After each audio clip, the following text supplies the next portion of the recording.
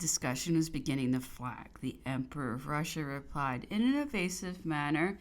When a message was brought to him from his private apartments that his presence was required on a matter of immediate importance, he withdrew and returned again in a few moments to the apartment where the marshals had remained waiting for him. He addressed them in these words: "Gentlemen, persuaded as I was by your observations and feeling desirous of giving a special mark of my esteem to the French army, which you represent in this place, I was on the point of yielding to your entreaties and of acknowledging the form of government which it is your wish to obtain. But that very army which you describe to be unanimous in its sentiments proves itself to be in direct opposition with what you announced to me, since it is actually divided in opinion. I have this moment been informed that the corps of the Duke of Ragusa has reached Versailles this very morning and arranged itself under the banners of the Duc d'Angoulême in order to remove all farther resolution on the part of those troops which might feel disposed to imitate the example of this corps. I threw all my power and that of my allies on that side of the scales." This declaration was a direct reply to whatever objections might have been raised. The marshal darted a glance of contempt at Marmont, who was present at the meeting. He was struck with shame at hearing the expressions of the Emperor of Russia and said, "I would readily sacrifice an arm to avert this event." "In arms, sir," replied MacDonald. "Rather say your existence." In a moment, all was terminated. I haven't been told that at the sitting to which I allude, the Emperor of Russia said to Marshal Marmont, "Marshal, you were in a great hurry." I have already observed that this prince had allowed himself to be forced into an engagement never more to treat with the emperor or with any member of his family. His declaration was a bad beginning. Marmont's defection completed the work. Talleyrand, who had so shamefully planned the disgrace of the marshal, took every care to circulate the fact of his defection. He caused it to be placarded in every direction, was wholly engaged in endeavoring to cull the fruits of it. He laid hold of everything that was calculated to persuade the multitude that he alone was the pivot upon which the revolution was working its way. Ever since the Emperor Alexander's arrival in Paris, M. de Talleyrand's saloon had been constantly filled with those who came to ascertain what turn affairs were likely to take. The fate of France was no sooner decided than M. Archambault de Périgord, M.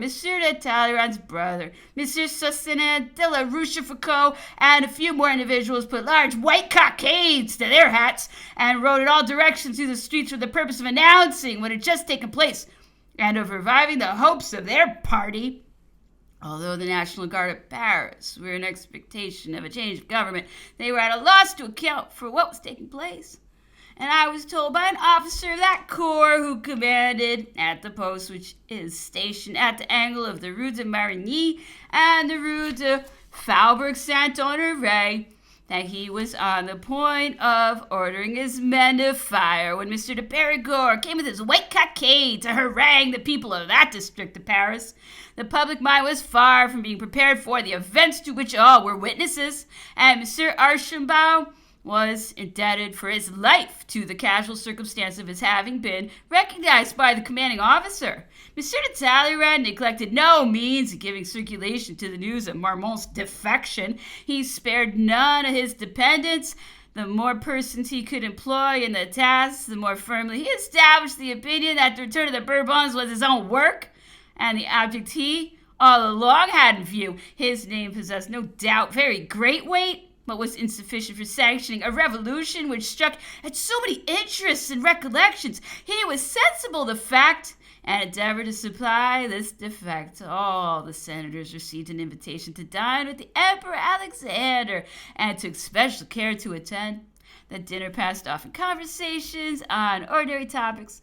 Nothing had as yet been discussed when champagne was served up. Alexander then rose and, addressing his guest, renewed the assurance that he was very far from being their enemy or the enemy of the French nation. As a proof of this, he said that he yielded to the wishes expressed to him by the most honorable and most distinguished men of the country, and he proposed the health to the King of France, of His Majesty Louis XVIII. The senators conceived that everything had been prepared beforehand and drank success to Louis XVIII as they had done to the Emperor Napoleon.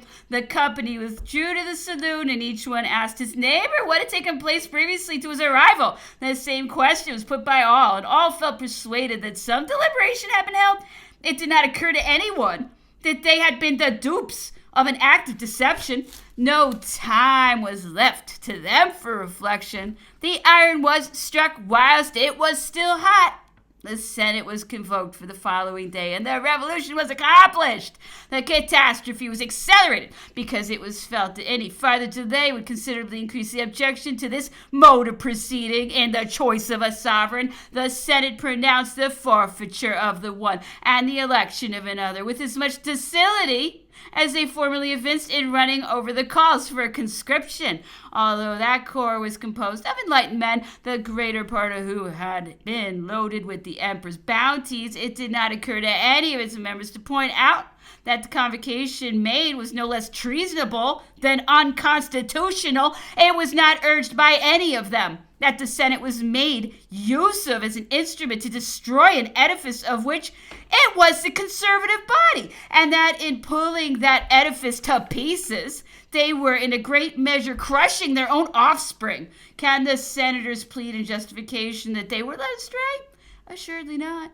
It was impossible to speak in plainer language than Monsieur de Talleyrand when he pronounced the emperor's forfeiture of the throne. Whatever might have been the private arrangements of this diplomatist with the enemy, the senators had no right to forget their duty. When the moment arrived for asserting it, they might, by a dignified resistance, have covered themselves with glory, whereas no epithets are strong enough to convey a proper sense of their deserts, especially on a perusal in their deliberation of that fatal epic of the article which preserves to them the enjoyment of their respective emoluments. Mr. de Talleyrand was made the tool of an intrigue which induced him to abandon his project of a regency by exhibiting to his view a safe anchorage for his private interests. I have been told by the Archbishop of Mechlin himself that, having been to visit Mr. de Talleyrand on the morning of the very day for which the Senate was convoked, he found great difficulty in persuading him to hold to that body the language in which he had spoken to them, and that he, the Archbishop of Mechlin, had himself prepared the speech for him whilst his valet was dressing his hair.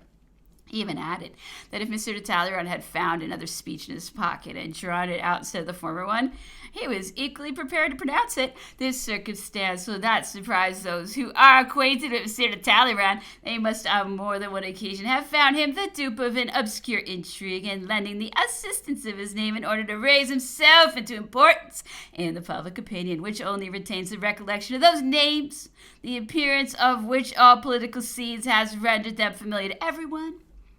Many traits in Mr. de Talleyrand's character are exhibited in the picture drawn of Cardinal de Retz. Like the latter, he stirred up all those disorders which were productive of such serious consequences to the state. Notwithstanding that peace was the constant object of his wishes, his natural inclinations were for peace, and he needed it more than anyone else. The emperor used occasionally to tell him that he had given a wrong direction to his course of life. Nevertheless, Mr. de Talleyrand has always had an uncontested field of action.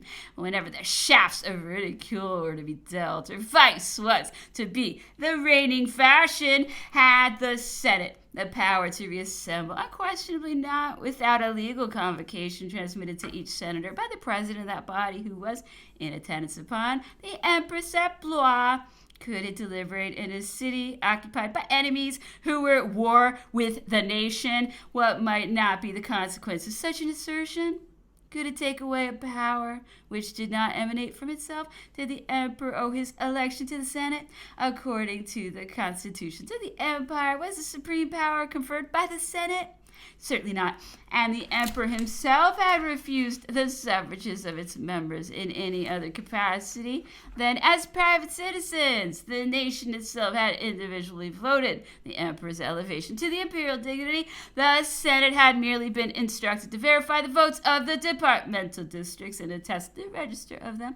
That is to say, to certify the numbers who voted in the affirmative and those who were of an opposite opinion. It could not therefore interfere in a proposal which it was foreign from its competency to discuss, and still less to take the lead in a question wholly unconnected with its functions. It must be acknowledged that General Mallet, in his attempt of the 23rd of October 1812, had formed as correct an estimate as Monsieur de Talleyrand himself of the assistance that might be derived from the Senate, and Louis XVIII, by dismissing that body, has done it the justice to which it was so fully entitled, whatever may have been its claims to the gratitude of that prince. It would in fact have been the height of impolicy to maintain an institution which it had just set so deplorable an example of disobedience. After these deliberations of the Senate, the provisional government drew up a duplicate of the act, which was transmitted to the king in London by a general officer. A courier was also dispatched to the Comte d'Artois, who is still at Vesoul, another to the Duc d'Angoulême at Bordeaux, and a third to the Duc de Berry at Jersey. The walls of Paris were covered with every species of publications. It thenceforward became the object of everyone to conciliate the favor of the new sovereign. Couriers were sent off to the armies of the south, to the large towns, to the fortresses, which had remained blockaded ever since the invasion of our territory. I shall have to return to these details, but I must first relate the circumstances attending the defection of Marmont's army, which furnished a pretense to the Emperor of Russia for the resolution he adopted, or placed him under the necessity of adopting it, if he had not actually made up his mind previously to the occurrence in question. Chapter 9. After the departure of the marshals from Fontainebleau for Paris in their character as commissioners, the emperor found himself isolated and a prey to the most intense uneasiness. He found no resource in the Prince of Neuchâtel, excepting in matters of military administration. He sent for Marshal Marmont under the impression of his being at his headquarters at Essonne, and not supposing that he had accompanied the other marshals to Paris.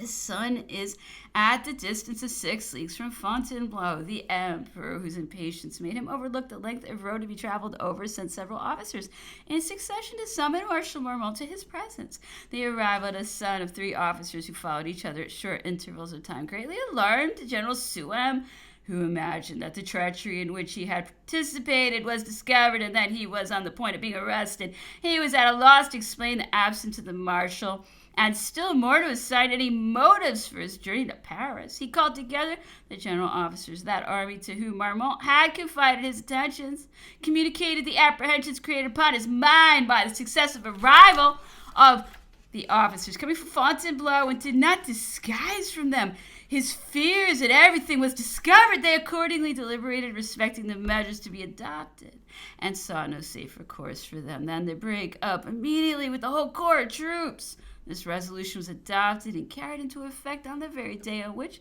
Marmont had quitted his headquarters, so that the marshal had scarcely reached his hotel in Paris when the army was breaking up from Essonne. General Souham ordered his troops under arms in the nighttime, and they commenced their march towards Paris under the impression that the movement was one of a general nature. The whole army followed them. As that corps formed the advance guard, it was wholly unacquainted with what was occurring in its rear. The generals were at the head of their respective columns. Precautions had been taken in order that their falling in at the enemy's advanced post should not be productive of any difficulty until the whole column should have reached the territory occupied by the Russian army. This was the plain between the post station of the Cour de France and the post station of Villejuif on the road from Fontainebleau to Paris. The Russian army was placed under arms and sent to the rear of General Souham's column in a strong body of cavalry, which immediately deployed and took up a position in order to prevent the retreat of those unfortunate troops who were beginning to suspect the treachery of their generals. What resource was left to them to escape from the snare into which they had been led by those whom they had merely obeyed from a sense of duty. They were on the point of tearing them to pieces, and the generals only saved themselves by means of the precautions they had previously adopted. The pages of history exhibit no other example of such an act, but the emperor's enemies seemed to make it their study to wound him in his dearest affections. They had secured the services of Marmont, one of his first pupils in war, whom he had formed under his own eye and loaded with his favors. Marmont had fought in the campaign of Italy, and in every succeeding one, the emperor had brought him forward as entitled to the confidence of the army because he possessed his own confidence, although fortune had neither crowned his talents nor his courage.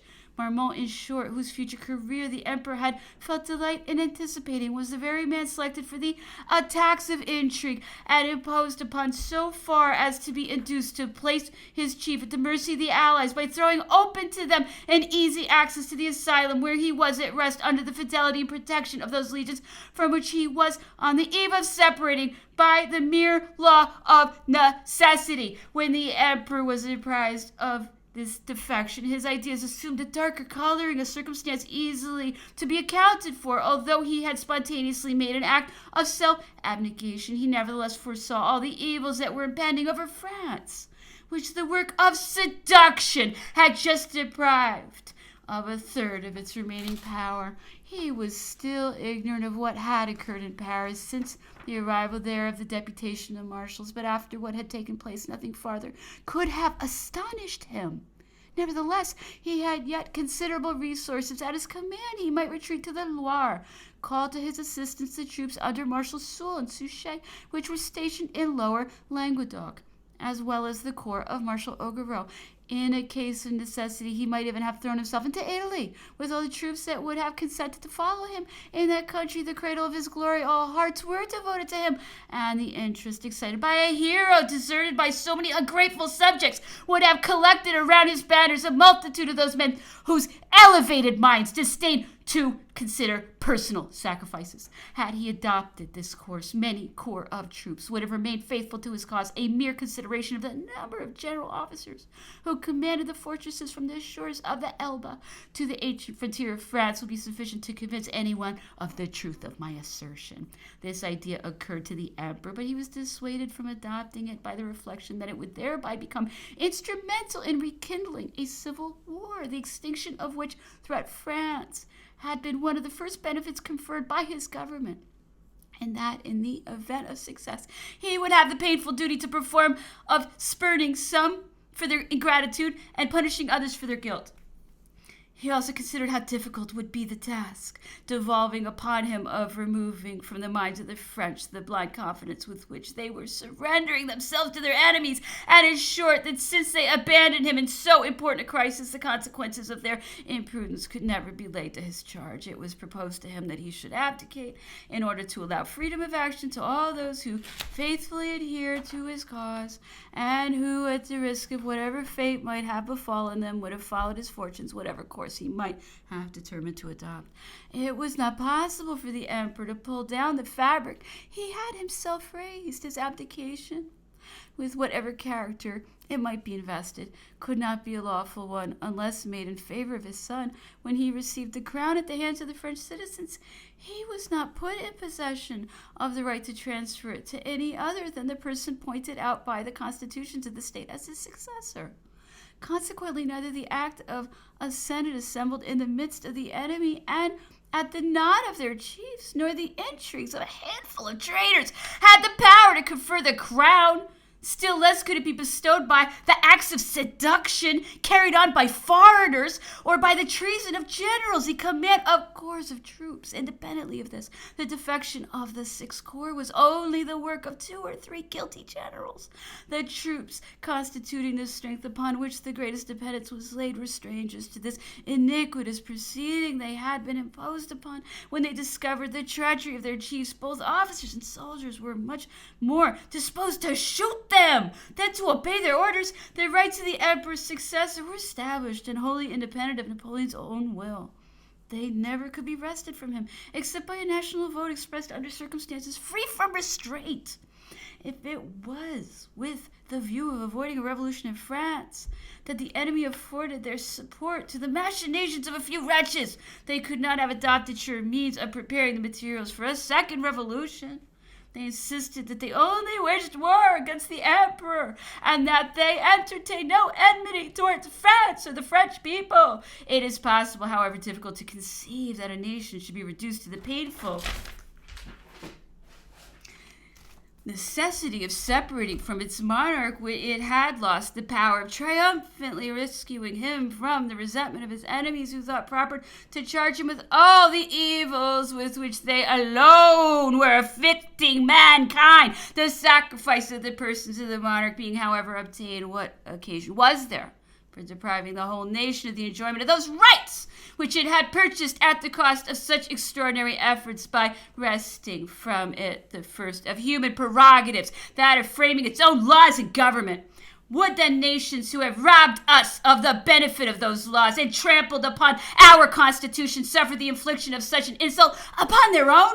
The English, who have so largely contributed to our misfortunes and have displayed the most anxiety to destroy us and to contest our political rights, are of all people in the world the most attached to the statutes of which they have obtained the acquisition at the cost of revolutions of a far more sanguinary character than ours. I am compelled against my will to travel out of my subject. Another reflection, however, and I have done. The English, after one of their revolutions which had driven their lawful king to fly for safety to France, called a prince to the house of Brunswick to the throne of England, and did not wait for the extinction of the fugitive family before they acknowledged that prince or established his legitimacy. The powers of Europe have assuredly acknowledged the choice made by the English nation of a prince of the house of Brunswick, and not one of those powers ever dreamed of compelling England to take back the Stuarts, with the single exception of France, who afforded an inconsiderable assistance to the fugitive monarch. It was therefore by the will of the people that the House of Brunswick was put in possession of the throne of England, to which no pretenders exist at the present day, the family of the Stuarts now being extinct. The chief of that branch which was called to the throne is unquestionably the lawful monarch of the English nation. We have lately beheld the marriage of the princess, heiress to the British throne, with the prince of the house of Coburg. The children that may be born of this marriage will unquestionably be no more than princes or princesses of Coburg. The Princess Charlotte will be queen, but will the throne be filled after her by princes of the house of Brunswick or by princes of Coburg? This question will certainly not occasion any difficulty. The throne of England will therefore be transferred to the family of Coburg. Nevertheless, the family of Brunswick is the only legitimate one. Why should the crown be handed over to the family of Coburg? Because it is so determined by the English Constitution. By whom but the people was that Constitution established? Nations have therefore the right to create their own laws and monarchs. What would the English say if the French or any other nation were to address this language to them? Although the Prince of Coburg be the sovereign pointed out by your Constitution, nevertheless, we insist on your retaining such a prince of the family of Brunswick, who are your lawful sovereigns. They would unquestionably fight for their rights, without considering themselves as rebels, brigands, etc. Why should not the French enjoy the same privilege in favor of an established order of things? To compel them to renounce it is to offer violence to their feelings and to overlook those rights which others would be so ready to protect in their own cause. The rights of the emperor's son were not deficient in solidity. They were incontestable. But those rights were deserted by friends who should have sacrificed their lives in asserting them. This was an irreparable error, and the intriguers of that period have totally failed in the attempt to acquit themselves of their neglect by asserting that Austria had not voted for a regency. Could it be expected that the Emperor of Austria would suddenly point his bayonets at his allies when he saw that the public mind did not evince sufficient steadiness of purpose to repel with energy the influence of those who felt no interest in maintaining the order of things established in France at the cost of so many efforts, and who had, on the contrary, a very powerful interest in, again, creating disunion amongst us, in consequence to their having followed the impulse given by the agitators of public tranquility? A sentiment of indifference was created in that monarch, who could not feel otherwise than dissatisfied, on the one hand, at the state of desertion in which the empress was left, and on the other at the inattention paid to the object of securing his alliance, which was nevertheless to become the guarantee of a system already acknowledged and forming the bond of union of so many existing interests. Common sense must have suggested that those considerations which had impressed the emperor with the necessity of an alliance contracted in the days of his power were of far greater importance with respect to his son than that those individuals who pretended that he should be set aside ought to be looked upon with a suspicious eye. It was consonant with true wisdom that France, in order to save her independence, should place herself under the protection of her natural guardian, and who could be no other on this occasion than the father of her empress. Let us suppose that instead of being overthrown by the acts of a coalition, the emperor had been killed in battle.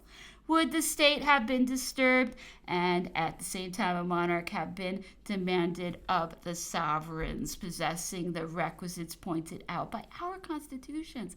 In such an emergency, those constitutions assign the supreme power to the regent until her son had attained his majority. Had this princess been invested with the public authority, would any surprise have been felt at her aiding herself in her external policy by the counsels of her father? Assuredly not, and this was the union of powers which the enemies of France were bent upon opposing. Can it be believed then that if the national will had been opposing, they would have declared in favor of the empress, the coalition would have dared to dethrone her in the presence of her own father? Impossible, because it isn't safe to contend against the soundness of a principle which interests in an equal degree the dignity of two nations. The edifice would then have been saved from destruction. That state of supremacy, which was irksome to Europe, would have been lost, but the social order would not have been shaken in France, and no sign would have been discovered of that abject condition into which she has fallen. As soon as Austria beheld that the nation kept aloof from her, it behooved her to become at least indifferent to what might happen to France, and, in common with our other enemies, to take back with an unsparing hand what she had previously lost. She had no other means left to her of keeping pace with the extension of power which the others were acquiring. It would be a mistaken notion to suppose that Austria will ever meddle in the affairs of France at the risk of rekindling a war in Europe. She is far too cautious and prudent to adopt such a course, and has acquired a sad experience of the fact that a war often leads beyond the mark originally aimed at. France has missed the opportunity of binding her destinies to those of Austria, which country will find it much easier to accomplish the ruin of France than the latter to avert it. Time will show whether everything had not been settled beforehand between the Austrian and Russian empires. If this should turn out to be the case, Russia must have deceived her ally, for it is impossible to believe that the Austrian minister should have become accessible to the influence of private passions and have sacrificed to them the policy of his country. By destroying a power equally interested with Austria and watching the future proceedings of the Russians, no one was better acquainted than M. de Talleyrand with the extent of the danger that threatened the empire. There is no doubt that if he had at this crisis been the minister of the regency, he would have carefully avoided the course into which he led all parts in order to create a position of a personal nature to himself on the return of a system which, but a few days before, appeared to the eyes of all, and to him in particular, like an abyss of which none could measure the depth. He aimed at obtaining forgiveness for his former conduct, redoubled his efforts accordingly, and was not arrested by any difficulty that he met in his way. It is quite clear that every one was sacrificed to Monsieur de Talleyrand's temporary interest. He trembled on the one hand at the possibility of his disappearing from the political scene on the return of the regency and of being exposed to the dangers of penury. On the other hand, he dreaded to see France under the influence of Austria, and himself, therefore, in a rank inferior to that of Monsieur de Metternich, against whom he entertained a feeling of personal animosity. Monsieur de Metternich really fancies himself a great personage, were his expressions to me at that period.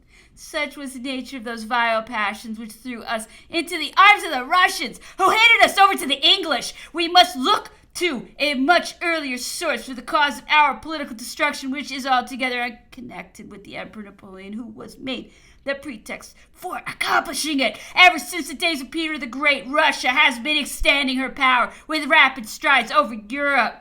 which, being wearied by lengthening wars at the epoch of that prince's appearance, committed the egregious error of allowing him to destroy the power of Sweden. Europe has since acted a still more injudicious part by suffering Poland to be swept from the list of nations and Turkey to be subjugated by Catherine II. The partition of the thrones of the Iagallons was no longer accomplished than Russia employed every means of acquiring influence in Germany amongst a multitude of petty princes whose attention has constantly been turned to a more powerful state that has grown upon them in consequence of the state of vassalage in which they have been held by the Germanic Empire. Russia was favored by England, who was augmenting her strength in the same ratio in which that of France was diminishing, and who at that period had very little to apprehend from the extension of Russia, a country standing in absolute need of the produce of British commerce. Her policy was wholly turned towards France and America, whose successes were beginning to alarm the mother country. England failed to perceive that those successes would be so great at a future day that if Russia were to join the cause of America, both countries united would be adequate to the attempt of oppressing the rest of Europe. France, on the contrary, has a vital interest in driving out of Germany the influence which Russia pretends to exercise in that country, and must in so far harmonize with the wishes of Austria. Ever since 1798, Russia, under Paul I, felt a natural desire to meddle with and claim a share of the coalition of Austria against France. If her efforts have been purchased at a dear price, she has set a high value upon her services, considering the rapid strides she has made and the point she has now reached. Is there any state of Germany that has not paid more dearly for the liberty which it has yet to receive than for the aggrandizements it had acquired by remaining faithful to its alliance with France? Russia has played the sure game, as she is only compelled to defend a frontier, is not called upon to protect its rear, and has under her sway an immense population, one half of which was in direct hostility to her a quarter of a century ago. The population has now fallen to the lot of a few Russian lords, just as the cattle grazing upon any land is the property of the landlord. Such, however, are the principles in adherence to which Russia has triumphed over liberal ideas, and has, under pretense of protecting the liberties of Europe, poured her Asiatic hordes into the capital of France. Before a second reign shall pass away, Europe will see how her liberators have profited by the lesson. Catherine II had not in her dominions a sufficient number of men capable of reading and writing to supply one for each village. At the present day, the daughters of Cossacks are acquainted with music. Perfumes form a part of their toilette. The plunder of the neighborhood of Paris has been carried into the heart of Tartary. The Emperor Napoleon did not stand alone. The whole of France joined him in the attempt to arrest the projects of Russia upon Germany, which the Russians contemplated to involve in utter ruin. They aimed at crushing the only rival with which they had been taught to dread. We shall now see what will check their career. And to speak in plain language, we must acknowledge that the Emperor of Russia has only acted for the advantage of intriguers and of his own people, deceived by a few political breaknecks who had formed a group around him. He flattered himself that he might add the part of a legislator and of a founder of governments to that of a conqueror, and disturbing the repose of France, he has done no more than compromise the safety of Europe.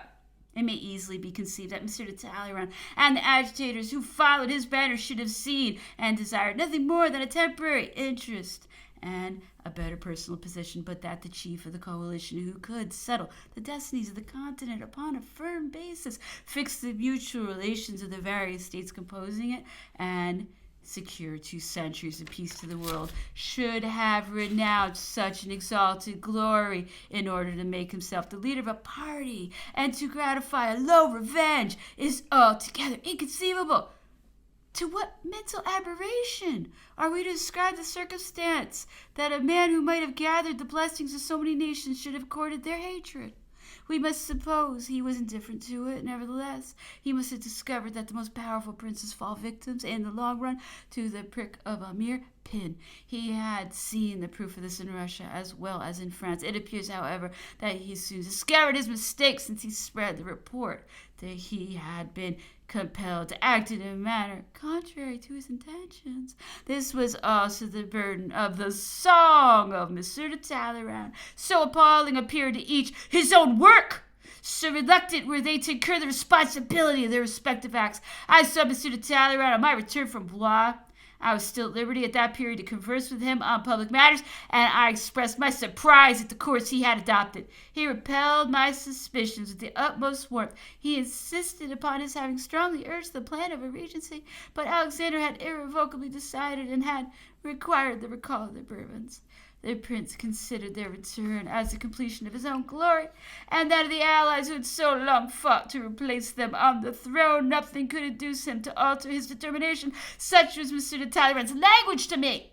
The act was therefore of a compulsory nature. There was no choice left. This, however, is one more combination to be added to the rest. We shall see how they will steer their way through, and shall act accordingly. Chapter 10. Whilst these transactions were taking place in Paris, the intelligence of the defection of the Sixth Corps had reached Fontainebleau. Colonel Gourgaud, who had been on a mission as his son, hastened back to the Emperor that Marmont had entered into a treaty with the Allies, and he was personally in Paris, and his troops set in motion under pretense of marching upon the capital were already in the heart of the Russian columns, and that Fontainebleau was now wholly unprotected. Napoleon could not give credit to so extraordinary a report. He had it repeated to him, and still refused to believe it. The defection was unfortunately too positive a fact. He could no longer doubt it. His friends, his dependents, deserted him. But the army remained true to his cause, and he appealed to its courage and fidelity. To the army, Fontainebleau, the 5th of April, 1814. The Emperor thanks the army for the attachment it has evinced towards him, and especially for its having admitted that France is centered in him and not in the people of the capital. A soldier follows the good and bad fortune of his general and the dictates of honor and religion. The Duke of Ragusa has not inspired his companions in arms with these sentiments. He has gone over to the Allies. The Emperor cannot sanction with his approval the condition under which he has taken the step. He cannot accept of life and liberty at the mercy of one of his subjects. The Senate has taken upon itself to dispose of the French government. It has forgotten that it is indebted to the Emperor for the power of which it is now making an improper use, that the Emperor alone has saved a portion of its members from the storms of the Revolution, drawn the remainder out of obscurity, and protected them from the national hatred. The Senate relies upon the articles of the Constitution for the purpose of upsetting it. It does not blush with shame at directing its reproaches against the Emperor, without considering that as the first body of the state it has taken part in every event. That body has gone to such lengths as to presume to accuse the Emperor of altering the acts in the course of their being published. It is well known to the whole world that he had no need of descending to such low artifices.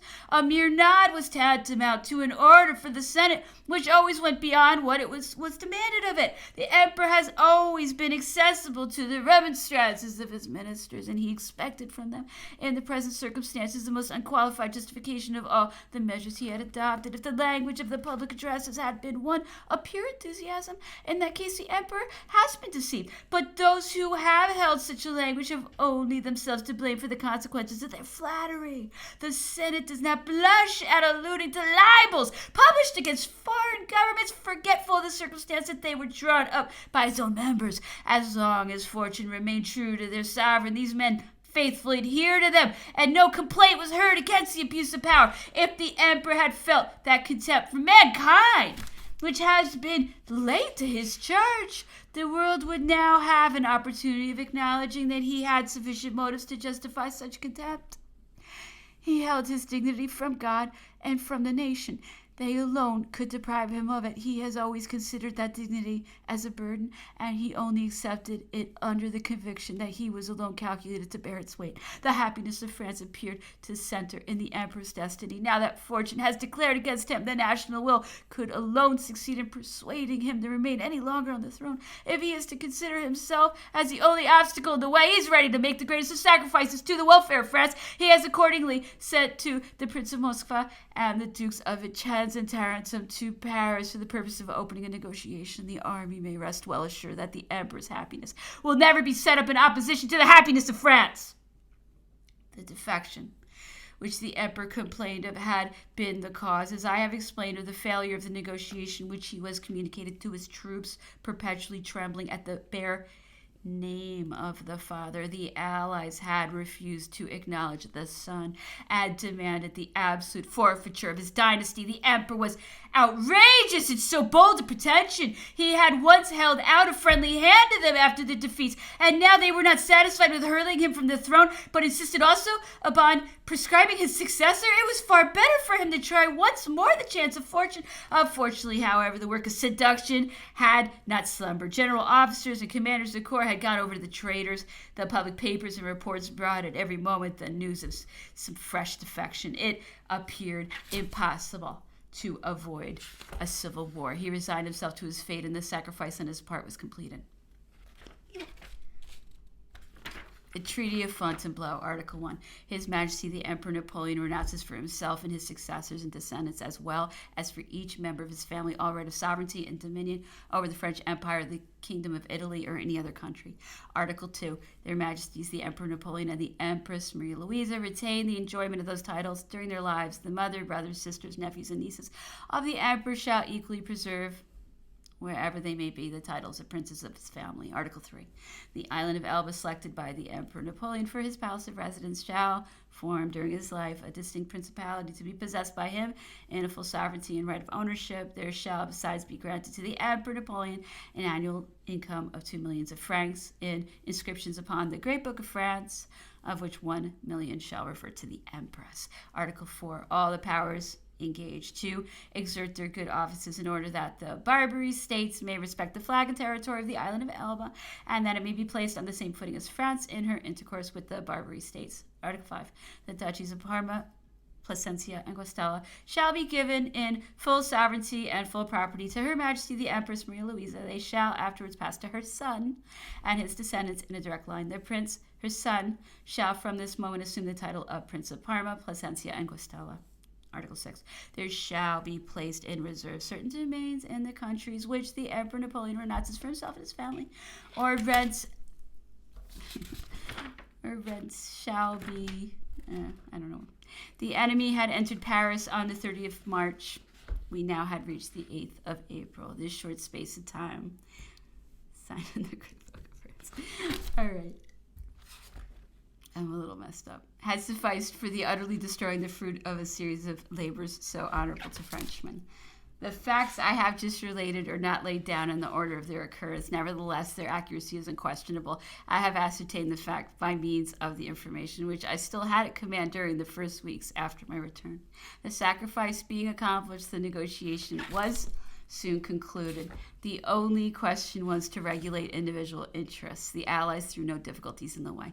They offered Corsica to the Emperor, who refused it, foreseeing that sooner or later they would find him to be too near to France, and he would be under the impossibility of defending himself if it should be attempted to force him out of his asylum. He told me himself, after his return from the island of Elba, that when he found by the conduct of the king's government that he might again be called upon to appear on the public scene, he had more than once experienced regret at not having accepted the island of Corsica. He gave the preference to Elba because it could not give umbrage to anyone, nor create any alarm as to the future application of the means which the latter island might place at his disposal. He felt no difficulty in obtaining this trifling remnant of the power thus wrested from him. It was agreed that France should supply him with an annual subsidy of 2 millions of francs, and that he should be at liberty to take with him 1,200 men drawn from amongst such of his former soldiers as might volunteer to accompany him. Pecuniary indemnities were to also stipulated in favor of the members of his family. However painful was his position, he neither forgot his servants nor his friends. He asked that the arrangements which he had adopted in their behalf should be respected, that they should not be disturbed in the possession of the property he had bestowed upon them, such as donations of annuities upon the state and upon Napoleon of Milan. He stipulated that out of the private funds which he relinquished to the crown, there should be reserved a sum of 2 millions in favor of a certain number of officers whom he pointed out. Everything was granted to him which he applied for. The allied sovereigns acknowledged and guaranteed all the transactions entered into with him. but they carried none, or very few, into effect. The fate of the Empress was regulated in a similar manner. She was at first to have the grant of Tuscany, and yet she only received the Duchy of Parma and Placentia. It was to be supposed that the conditions of those different treaties would be strictly fulfilled, for indeed the inheritance was sufficiently splendid to admit of their waiving all objection respecting the encumbrances upon it. This, however, was not the case, and the contrary was soon made manifest. It is time we should return to Blois, where the Empress was staying with her son and the ministers. The Emperor kept her regularly informed of his position and appeared more afflicted at these reverses of fortune on her account than his own. The princess was made to perform certain public acts which could no longer be productive of any good effect. Notwithstanding her youth, she had sufficient penetration to foresee the impending catastrophe. It was proposed to her that she should go to Orleans in order that she might be near to Fontainebleau. She replied that the Emperor had desired her to remain at Blois, and she was determined upon waiting in that town for the issue of events, be what they might. Several officers who had been dispatched by the Emperor entered Blois in regular succession. He had adopted this mode of communications because he could no longer place reliance upon any other. He was acquainted with all that had taken place in Paris, and no longer doubted the fact of attempts having been made to seduce them from their duty, those who were in attendance about him and about the person of the Empress. The events which had occurred on the first days of April were only known at Blois in consequence of the order given to the director of the post office at Orleans not to allow any post office conveyance to pass through on its way from Paris without first sending it to Blois. One of these conveyances soon made its appearance, and a knowledge was thereby acquired of all that had taken place in the capital. The dispatches which it carried were stopped, and as similar measures had been adopted on the roads to Brittany and the Marne, the circulation of the unfavorable news was suspended for some days. The Empress had fallen a prey to the deepest anxiety. During the week of her stay at Blois, her face was constantly bathed in tears. She had formed a very different idea of Frenchmen from that which their present conduct justified. The malice of those who compelled her to descend from the throne has imputed her for want of energy a part of the misfortunes which befell us, and yet no blame can properly attach to her. If instead of being less than 22 years of age, the Empress had reached that period of existence at which experience brings a firmness of character along with it, and allows a woman to surround herself with men entitled to her confidence and to listen to their counsels, the events would probably have taken a different turn. But she was not so situated. The Emperor had appointed the persons who surrounded her, and she set the example of submission to his will in private as well as in public. She never relaxed from that rigid observance of the laws of propriety which were imposed upon her youth, and which forbade all kinds of private conversation with anyone excepting those who had been named as her counselors. I had many times the honor of seeing her during those painful moments, and had an opportunity of satisfying myself of her unvaried attachment to the Emperor. Those who were of opinion that I should remain in Paris, said the Empress one day to me, were quite right. The soldiers of my father would not perhaps have driven me out of it. What am I to think of his allowing such indignities to be offered to me? She was in this state of anxiety when she learned the fatal determination brought on by the intrigues of the capital. She received this intelligence from Colonel Galbois, that gallant officer, having been dispatched from Fontainebleau on the 6th of April, had great difficulty in avoiding the troops of the Allies which intercepted the road to Blois. The account of his mission was given by himself. We will quote in his own words. I reached Blois at an early hour on the following morning, on the 7th of April. The Empress immediately admitted me to an audience. She was greatly surprised at the Emperor's abdication. She could not believe it was possible that the Allies should contemplate to dethrone the Emperor Napoleon. My father, she said, would not allow it. He repeated to me over and over again, when he placed me on the French throne, that he would always maintain me in that station, and my father is rigidly true to his word. The Empress desired to be left alone in order that she might meditate on the Emperor's letter. I afterwards saw the King of Spain and the King of Westphalia. Joseph was in deep affliction, and Jerome was loud in his complaints against Napoleon. Maria Louisa sent for me. Her Majesty was in a state of great excitement and announced to me her intention of proceeding to join the Emperor. I observed to her that this was impossible. Her Majesty then said to me with warmth, "Why so, Colonel? You are about to join him yourself. My proper place is near the emperor, at a moment when he must be so truly unhappy. I insist upon going to him, and I shall deem myself well off anywhere, provided I be in his company.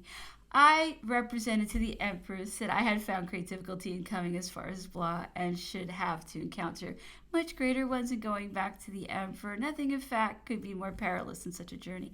The Empress yielded with the utmost reluctance. At last she determined upon writing a letter.